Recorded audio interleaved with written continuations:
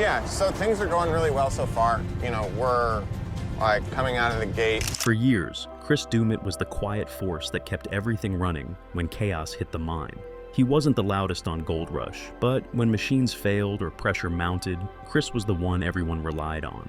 To both Parker Schnabel and the audience, he felt less like a crew member and more like the backbone of the operation. Then, without warning, he was gone. No big announcement, no clear explanation, just an absence that left fans asking what really happened. Did years of physical strain finally catch up to him? Did growing pressure and shifting priorities push him out? Or was there something deeper happening off camera? This isn't just about leaving a mining crew. It's about limits, loyalty, and the hidden cost of always being the one who holds everything together. Escalating operational pressure. As the Gold Rush series moved forward, one element remained constant. Parker Schnabel's expectations continued to increase with every passing season. Anyone familiar with the realities of large-scale gold mining knows how unforgiving the industry can be. Each new season brought larger goals, thinner margins, tougher ground, and expanded machinery fleets. Over time, pressure stopped being a byproduct of the job and became an intentional component built directly into the operation. Season 15 offered a clear example of this shift. During that period, Parker made one of his boldest financial decisions to date, purchasing the neighboring Gold Run and Sulphur Creek claims for $2.5 million. That single move dramatically altered the scale of operations. Equipment had to be relocated across long distances, production targets had to increase rapidly, and logistical coordination became significantly more complex. Expansion was no longer optional. It was required to justify the investment. With that expansion came a higher standard for acceptable performance. What once qualified as good enough no longer met expectations. Machine uptime, crew efficiency, and coordination between sites all had to operate with far less tolerance for failure. As a result, pressure intensified across the board. Small problems that might have been manageable in earlier seasons now carried heavier consequences. A pump failure that once meant a frustrating delay could now cost days of production. Every mechanical breakdown became more expensive. Every delay chipped away at morale. The crew was forced to push harder with less margin for error. In that environment, stress did not simply accumulate, it compounded. For veteran miners like Chris Doummit, who had already endured years of long seasons and operational swings, the narrowing margin was particularly significant. Experience remained valuable, but flexibility diminished. There were fewer second chances, less slack in schedules, and far more weight attached to every decision. Systems and habits that had worked in earlier years no longer scaled cleanly under the increased demands. And that mismatch began to generate tension within the operation. One of the few verifiable details often discussed regarding Chris is his age. Numerous sources reference him as being around 59, and at that stage of life, the physical demands of gold mining become increasingly challenging. Mining is not static or predictable labor. It involves constant lifting, crawling, climbing, bending, and working extended hours outdoors in cold, wet, and hazardous environments. Equipment failures are inevitable, and when they occur, repairs usually require hands-on physical intervention. When machinery breaks down, someone has to climb inside tight spaces, handle heavy components, and work in uncomfortable positions. A younger body may recover more quickly from that strain, but over time, repetitive stress, lingering aches, slower recovery, and chronic fatigue become unavoidable factors. For someone who has already spent decades in physically demanding trades, those effects accumulate. Chris himself has acknowledged these realities in various interviews and comments surrounding his departure. He has hinted at exhaustion and personal limits being reached, explaining that the fast-paced mining lifestyle can take a toll on his ability to function effectively. As physical energy declines, tolerance for frustration often follows. Tasks that once felt manageable begin to feel draining, and patience for long hours, repeated repairs, or emotional turbulence diminishes. Beyond the physical strain, Chris also carried a less visible burden: emotional labor. Over many seasons, he was consistently portrayed as the stabilizing force on Parker's crew. He acted as a mentor, mediator, and emotional anchor during moments of crisis. That role came with invisible weight. When people rely on you to remain calm, to solve problems, and to steady the group, you absorb tension that others release. Year after year, that emotional load accumulated. Suppressing frustration to maintain harmony can be exhausting, especially when pressure remains constant. Small disagreements over missed deadlines, recurring mechanical issues, or differing views on risk and pace may seem minor in isolation. Over time, however, they leave lasting impressions. When someone feels under-recognized or undervalued, resentment can quietly take root. Because Chris's role often involved repairing not only machines, but moments of instability, his own dissatisfaction may have been easier to internalize and postpone. Yet in a high-pressure environment where demands continually increase, internalized stress eventually seeks release. The question then becomes not whether a breaking point exists, but when it will be reached. Visible tension and subtle signals. Reality television is uniquely effective at capturing both overt conflict and subtle moments of strain. Across several episodes, viewers began noticing rising tensions involving Chris and other crew members. At times, tempers flared and disagreements surfaced on camera. Some interpreted these moments as simple misunderstandings common to high-stress workplaces. Others viewed them as signs of deeper fatigue, frustration, and emotional depletion.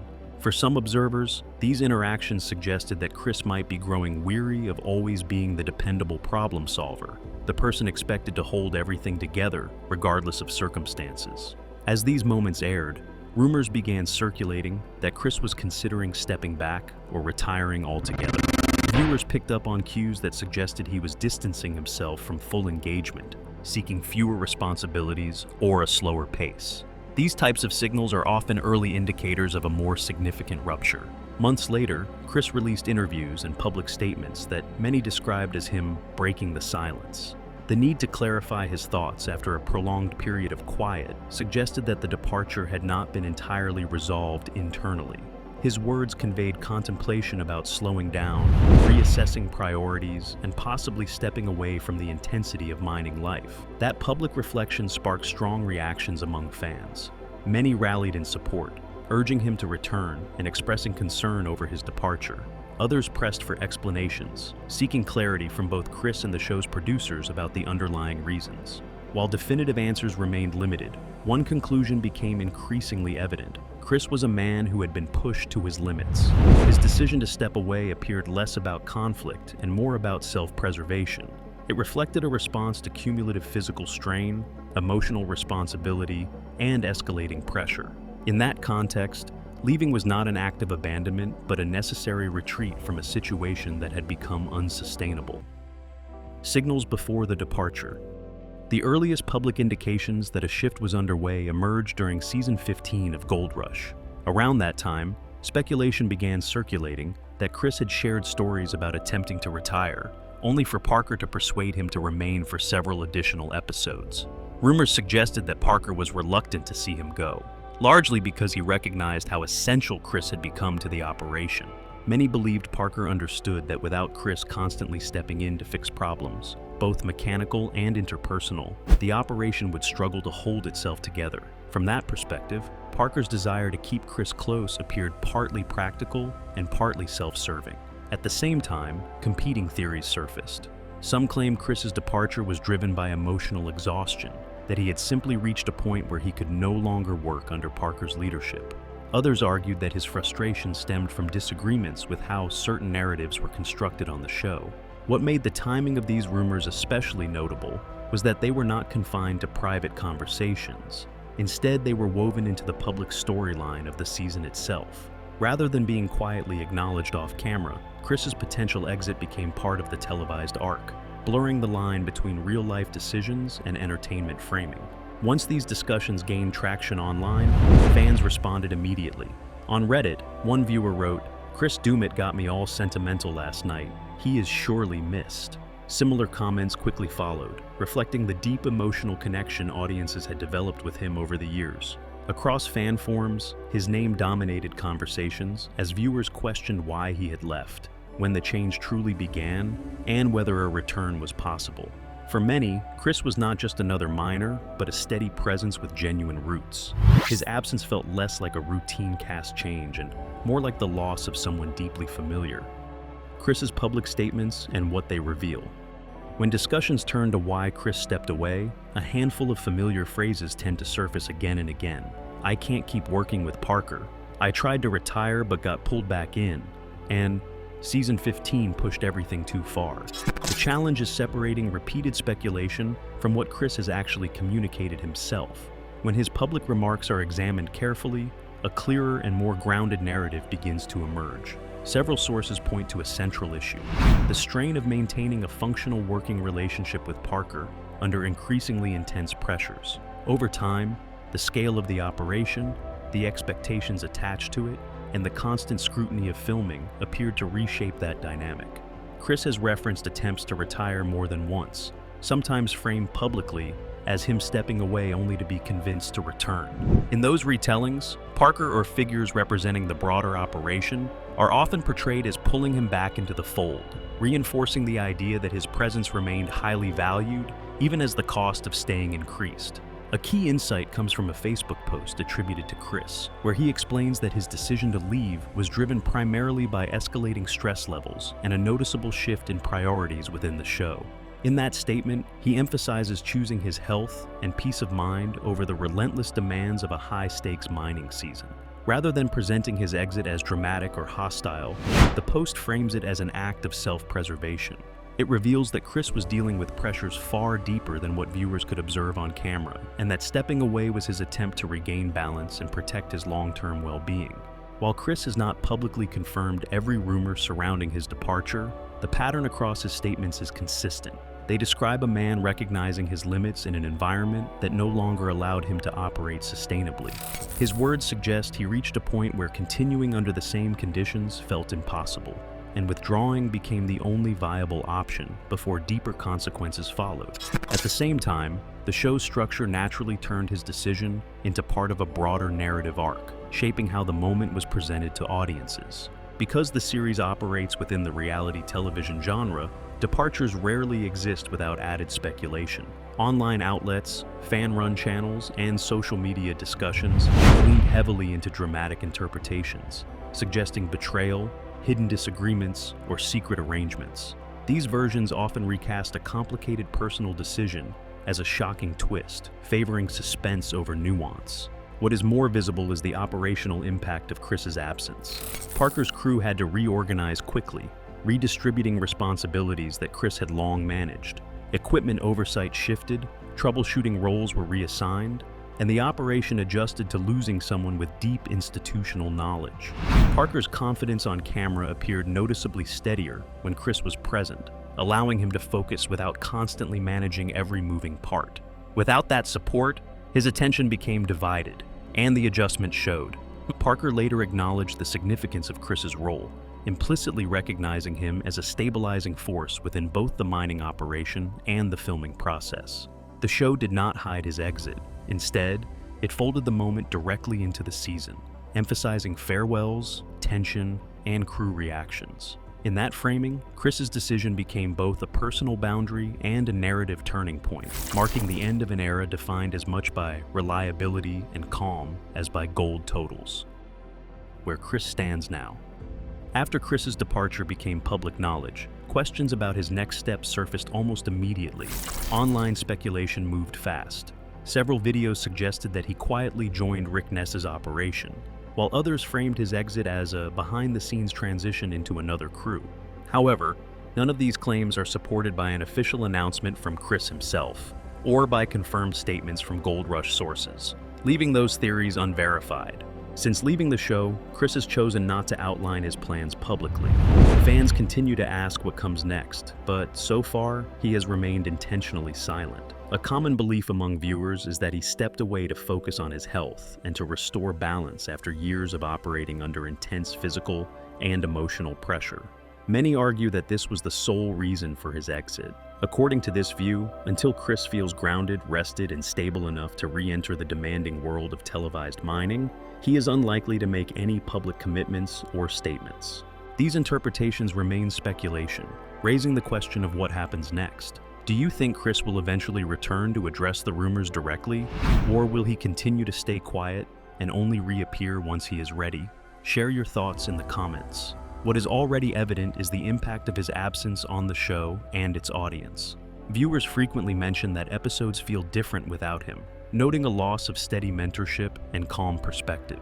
Reddit discussions often echo the same sentiment, pointing out that Parker's crew dynamics appear thinner and less anchored without Chris's presence. The series continues forward, and the mining operations maintain their pace. Yet roles have shifted, and without Chris acting as mediator or fixer, new stresses are more visible. Upcoming episodes will reveal whether the team can fully adapt, or whether the loss of such a stabilizing figure will create lasting fractures. Ultimately, Chris Doummit's departure represents more than a routine change in staffing. It unfolds as a layered narrative involving burnout, speculation, adjustment, and a lingering void. Whether the public version reflects the full private reality remains uncertain, and that line cannot be crossed with the information currently available. Burnout, age, and the weight of time. At this stage, one of the most consistent threads running through the public story is exhaustion. Chris has increasingly been portrayed as someone who reached his limit, a veteran pushed into deep emotional fatigue who ultimately chose to step away from a profitable career in order to protect his physical well-being and regain mental balance. The idea that long-term burnout played a major role carries real weight, especially given how he has been framed across public discussions. At roughly age 59, the relentless demands of large-scale mining cannot be minimized. The work involves extended hours, constant exposure to harsh weather, repeated machinery failures, and high-stakes decision-making. As bodies age, recovery slows, and tolerance for continuous strain narrows. What younger crew members might absorb through sheer stamina, someone in Chris's position could only carry so far before the cost became too high. And in Chris's case, the load was not only physical. His role required him to be a stabilizing force, fixing equipment, resolving problems, absorbing tension from others, and stepping in whenever operations threatened to unravel. Over many seasons, that responsibility accumulated quietly. It was not just his muscles under pressure, but his patience, focus, and emotional reserves. From what is publicly visible, it is reasonable to infer that burnout and age-related limitations were among the central pressures that ultimately pushed him to step away. Still, exhaustion alone does not fully explain the timing or the public framing of his departure. Beyond physical fatigue, there are repeated hints of strain within working relationships. The idea that Chris could no longer work comfortably with Parker first gained traction in online discussion spaces, particularly among longtime viewers. In those conversations, some speculated that his exit was partially driven by disagreements about how the operation was being run. The suggestion was that Chris felt frustrated by decisions being made, growing risk tolerance, or an increasing pace that left little room for deliberation. If his experience and advice were repeatedly overridden, that could gradually erode trust and patience. However, it is important to note that no public interview or direct statement from Chris clearly outlines a personal dispute with Parker over strategy or leadership. What exists instead are patterns, inferred tensions, and edited moments that viewers interpret through the lens of the show. Leadership conflict remains a plausible secondary explanation, but it is not something confirmed outright by disclosed sources. It aligns with circumstantial evidence, but it remains interpretive rather than definitive. Other factors have also entered public speculation, though they rest on shakier ground. One possibility frequently raised is the desire for autonomy or a different working dynamic.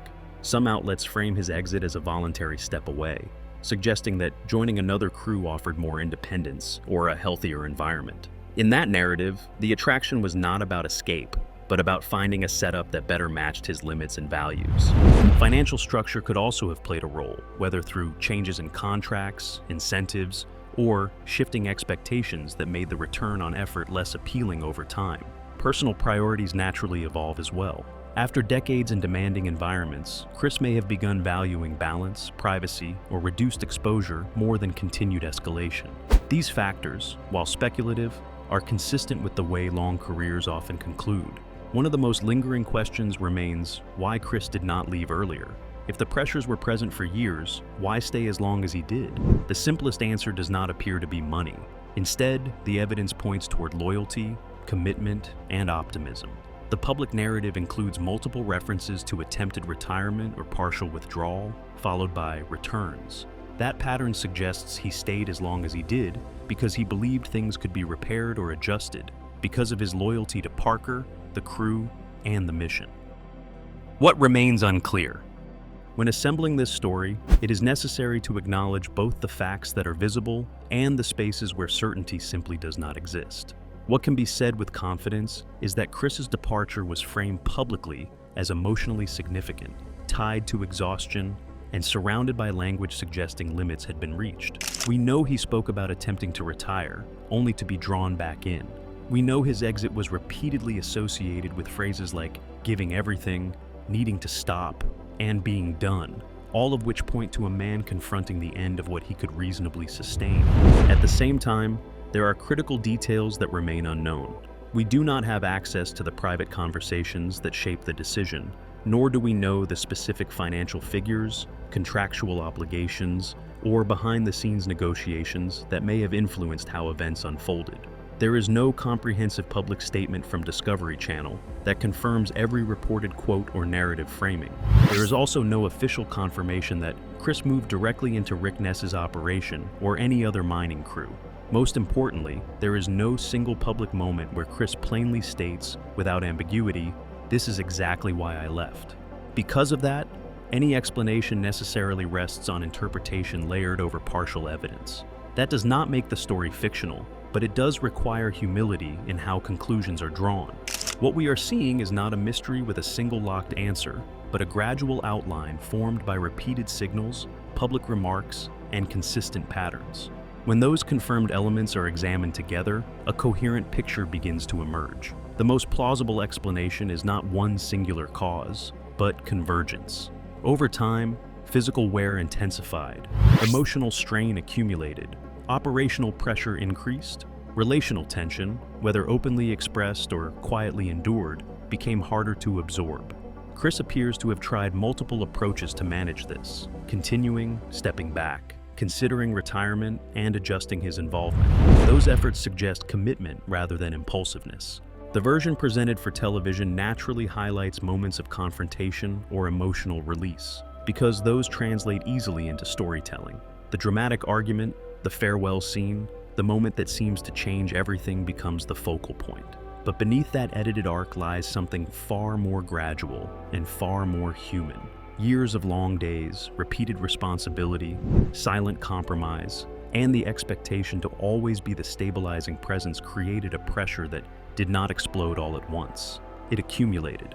Chris did not leave because of a single disagreement or one act of disloyalty. The evidence suggests he left because endurance has limits. Body and mind both reached a point where continuation meant harm rather than resilience. In that context, leaving becomes neither rebellion nor failure. It becomes self-preservation. What remains uncertain does not weaken the story. If anything, it reinforces its realism. Real departures rarely come with clean explanations or public transcripts. They emerge from layered circumstances, unfinished conversations, and internal reckonings that are not meant for broadcast. What we do know is that Chris reached a place where staying cost more than leaving. And that decision, stripped of speculation and spectacle, reflects not drama, but survival. If this breakdown gave you a clearer picture of what really happens behind the scenes, don't let it end here. Like the video to support this kind of in-depth storytelling, and subscribe so you don't miss future episodes that go beyond surface-level headlines. We dig into the pressure, the decisions, and the human side most shows never explain. Turn on notifications as well, because the next story might completely change how you see another familiar face.